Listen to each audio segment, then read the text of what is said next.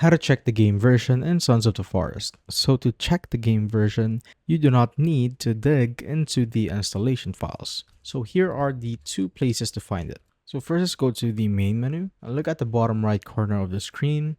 So you will see a small white or gray text string, which is right here. So it says for me 53951, which is basically the version or the current version of the game. But if you're in game, what you can do is activating the cheat stick. So while you're standing in game, just type in blindly on your keyboard cheat stick, and if you have typed in it correctly, you should now have the debug console enabled right there. But what you want to do is click on F2 on your keyboard, and you should see above your FPS the game version, which is 53951.